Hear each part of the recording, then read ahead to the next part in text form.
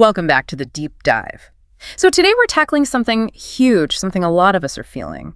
Why does finding love or even just a decent connection feel so, I don't know, hard right now, exhausting even? Yeah, exhausting is a good word for it. That whole cycle of swiping, texting, things fizzling out. Yeah. It's a real pattern. Exactly. It feels like more than just, a string of bad dates. There's this whole atmosphere around it in 2025.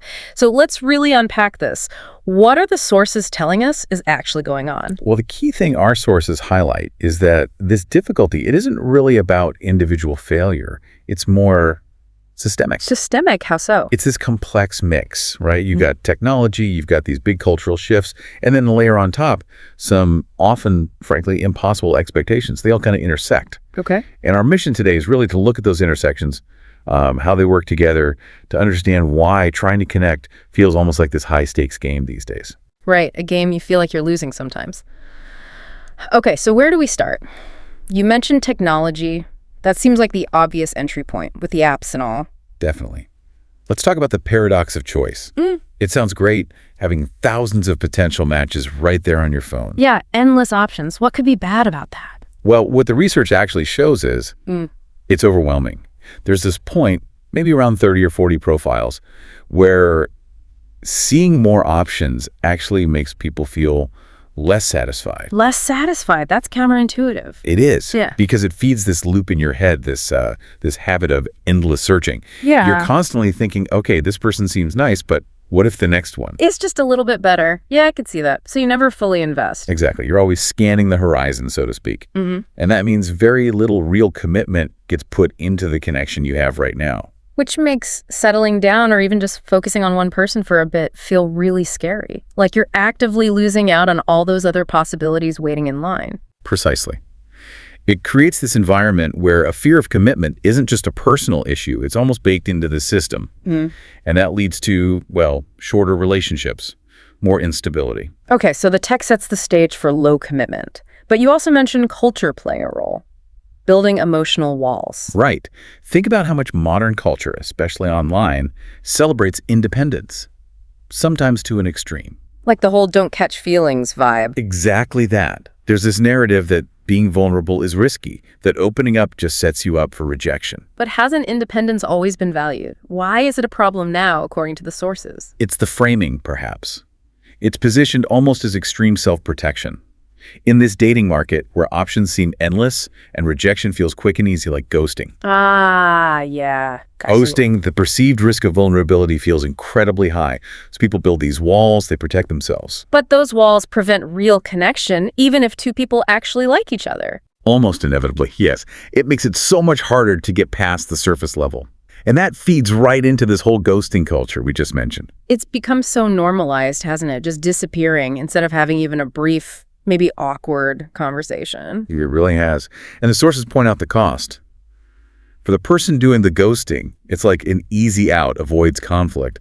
But for the person on the receiving end, It's brutal. Confusion, hurt, makes you hesitant to trust the next person. absolutely. It injects this layer of stress and anxiety into the whole process. Dating starts to feel less exciting, more like navigating a minefield. And it's ironic because we have so many ways to communicate, texting, DMs, apps. Yet the sources suggest a real lack of actual communication skills.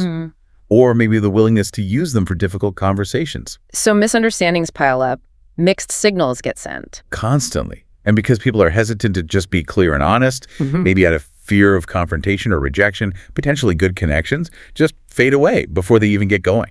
Okay, so we have the tech issues, the cultural walls, the communication breakdown. What else is making it so tough? You mentioned expectations. Yes, unrealistic expectations are huge.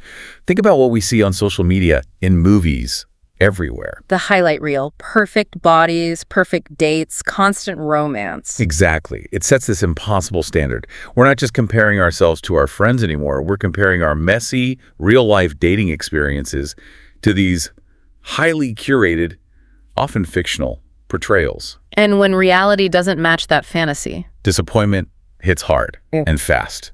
It can kill a potential relationship because it doesn't live up to this imagined ideal. That makes sense. And then there's just life, our lifestyles today. Right. We're busy, work stressed, trying to keep up with friends, endless digital distractions pulling at our attention. Where do you find the time and energy to actually build a relationship? That's the challenge. Because relationships, the good ones, they take effort, they take patience. But we live in this culture of instant gratification. We want everything now.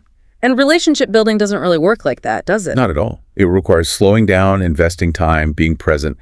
Things our fast-paced lives often discourage. Okay, so let's try and synthesize this for everyone listening. If dating feels incredibly hard right now, the message from these sources is, it's probably not just you. Exactly.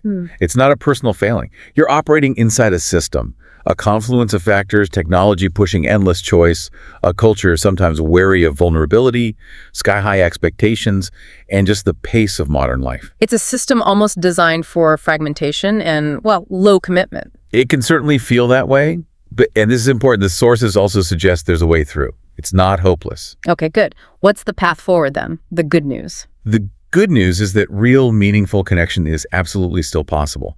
The key seems to be intentionality, consciously focusing on a few core things. Like what? 3 main areas. Really prioritizing clear, honest communication, even when it's uncomfortable. Okay, communication. Second, actively managing expectations, keeping them realistic, grounded in reality, not filtered fantasies. Realistic expectations. Got it. And third, choosing emotional openness, taking the risk bit by bit to be vulnerable and build genuine intimacy. Clear communication, realistic expectations, emotional openness. By actively working on those areas, the idea is you can start to push back against these systemic pressures. That's the path the sources suggest. You start to break free from that cycle of swiping, ghosting, and disappointment and actually build something meaningful. So here's something to think about then. If building that real connection takes patience and effort, things that sort of go against instant gratification, what's maybe one small instant gratification dating habit could be constantly checking the apps, could be swiping too fast, dismissing people instantly. What's one habit you could consciously try to drop, even just for this week, to make a little more space for something real to potentially grow?